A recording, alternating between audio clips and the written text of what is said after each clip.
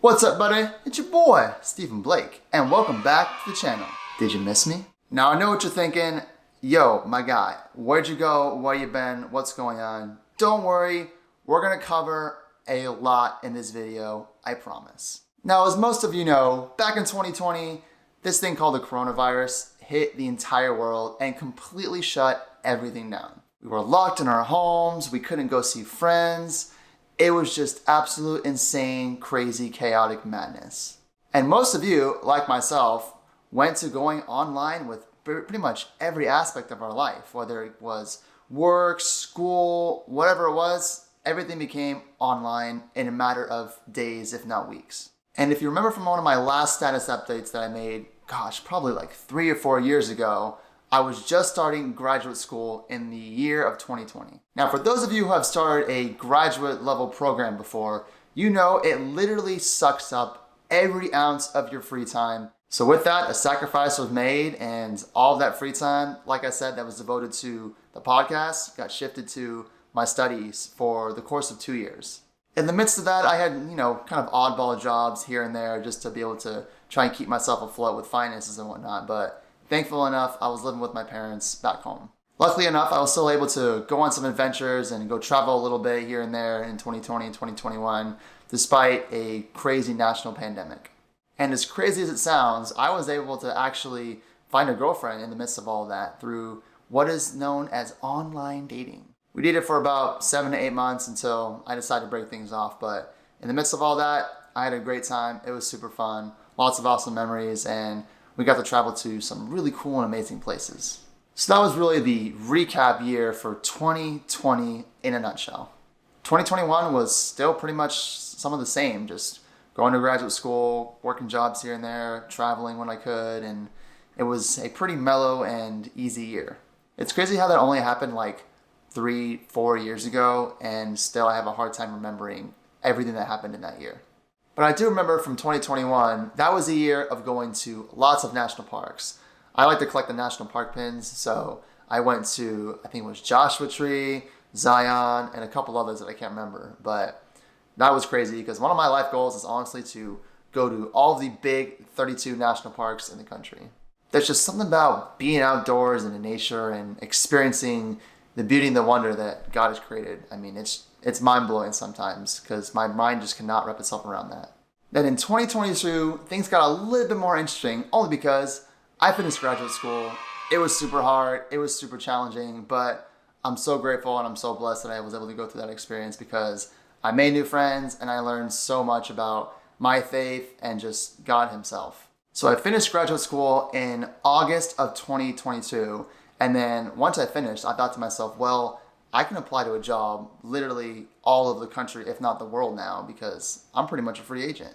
So I went on Indeed and I started looking around, typing in jobs that I might want to have in the future, whether it be videography or multimedia production or journalism or something along the lines of where I could use my master's degree, which I'd just gotten. And in the midst of that search, I was able to land a job working as a JV girls tennis coach at a high school. Now, if you're somebody who's worked in high schools or coached before in any level, you'll know that you get way, way, way more emotionally invested than you probably need to be in the sport. Honestly, just for the experience itself, I had a really cool time just because I was able to just be in the environment and to hear the things these kids would say and what they discuss and just be able to make an impact on their lives in that kind of way was just amazing and super, super cool. So that, again, only lasted about 1.5 to 2 months. So in the midst of that, I was searching online, trying to find a full-time job. Eventually, one day, I got an interview request from a company called Turning Point USA, which some of you may be familiar with, but at the time, I was like, I have no idea who this company is. I honestly thought that the email that I got from the recruiter was a scam. But after doing some digging online and looking more into them a little bit, I realized that this was an actual company. And the position that I applied for was a videographer editor, which is kind of my background with what I've done, having worked for the NFL and BuzzFeed and a couple of the companies here and there. So I jumped through the hoops and talked to the recruiter for a little bit with HR and then met with the manager a little bit later and shook a few hands and signed some babies and away I went. Now the caveat was that they were based in Phoenix, Arizona, and I was at the time living in Orange County, California. So that meant I was going to have to uproot everything that I built there in Orange County and shift it all to Arizona. But there were really two silver linings to that. The first one being is that I'd originally grown up here in Arizona because I boomeranged as a kid from California to Arizona, back to California, and then now I was going back to Arizona for a second time. So it wasn't like the Phoenix, Arizona landscape was completely foreign and new to me. I had some familiarity from when I was a kid growing up in high school. And the second silver lining was the fact that they were going to pay for half of my relocation costs. And if you've ever moved for a job, you know that that can get pretty pricey pretty quick. So I packed up all my things, hopped in a moving truck with my dad, and away we went to Phoenix, Arizona. Now, originally when I got hired, I thought that I'd be working for Turning Point USA, the organization itself and their video production department. However, they have a subsection of the company that's called TPUSA Faith. Essentially, it's the branch of this company that deals with everything faith related in Christianity and really working with pastors all over the country to empower them and equip them to stand for biblical truth. And so my responsibility as a videographer editor was to really be the guy who was the boots on the ground, recording all the footage at conferences, tours, all the things they were doing in regards to TPUSA Faith. So I arrived there at the end of October 2022, getting settled, getting ready, just kind of learning the ropes and building out this entire video production department with what I wanted to do. Now the craziest part of this story is when I got asked by my manager at the time, who I'd only known for about a month. One day out of the blue, he sends me a message and asks, "Do you have a passport?" Now for some reason or another, way back in 2020, 2021, I thought to myself, hey, wouldn't it be cool to just have a passport just in case I ever decide to go somewhere in the future? So I don't think anything of it, and I email him back, yes, I do have a passport. A couple days go by, and I think to myself, I'm kind of curious why he'd ask me if I had a passport. So I follow up with him one day and say, hey, just out of curiosity, how come you asked if I had a passport? And his response was, well, we're working on putting together a team for us to go to Israel in January. And he follows that up by saying, if we end up going, are you available? Immediately, I'm just kind of floored, thinking to myself, oh my gosh, well, yeah, of course, I'm totally available, whatever you need.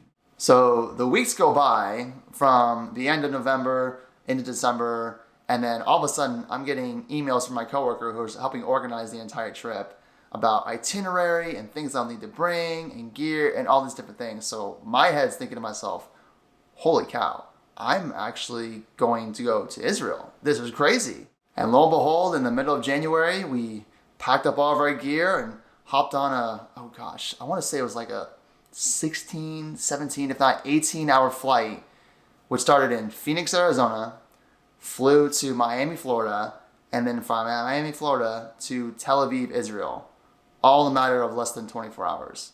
And keep in mind, this is my first international trip. I have never gone anywhere outside of this country, not even Mexico, not even Canada. So to go to Israel for the very first time as my first adventure out of the country was absolutely insane. So I was there, like I said, boots on the ground, recording everything, interviews, talking to pastors, meeting new friends, seeing all these different places that Jesus walked, and just to be able to be in the Holy Land, it's literally like you're on spiritual steroids in a way. It's absolutely mind-blowing. The places we went, like the Sea of Galilee or the Garden of Gethsemane, all these different spots just were absolutely incredible. And I truly don't even know, I don't have enough words to describe the level of that experience that was in terms of the effect it had on my faith.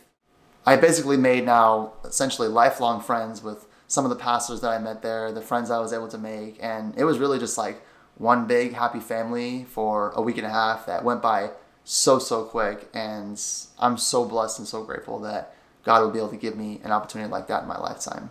Eventually fly home, and really I think there were two big things that stuck with me. The first of which being just the gravity of being in these places in the Holy Land that Jesus walked and went to and discipled was absolutely incredible. And if you have never gone, I know it's kind of tough right now with what's going on in that conflict, but in the future, if you're able to get a chance to go there, I highly suggest it.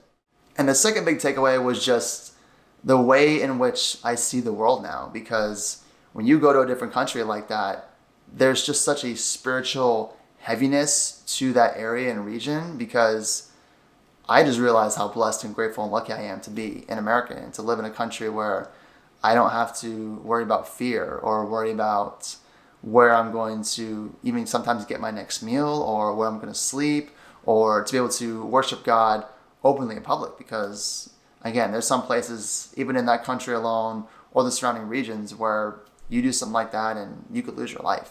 So really it just gave me a brand new perspective on life itself and how fragile it is, and just how lucky and blessed I am to be an American and to be in this position that I am.